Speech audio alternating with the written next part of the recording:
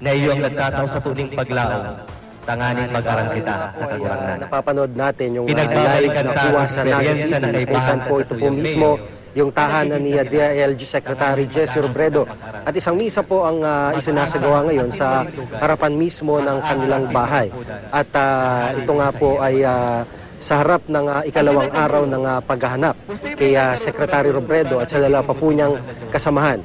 Dito naman po sa Masbate ay patuloy po ang press briefing na isinasagawa po dito sa command center dito po sa Masbate mismo at kabilang po sa mga dumalo po dito sina DOTC Secretary Mar Rojas, Budget Secretary Florencio Abad at iba pa pong matataas na opisyal ng Defense at Department at AFP. At sa ngayon po ay ayon na rin po kay Mang Butch, isa po sa mga kapatid ni Secretary Jesse, ay hindi po sila nawawalan ng pag-asa bagamat inihahanda po ng kanilang pamilya ang maaaring maging resulta ng mismong paghahanap kay Secretary Robredo. Bago raw at wala pong sira ang Piper Seneca plane na sinakyan ni DILG Secretary Jesse Robredo at mga kasama.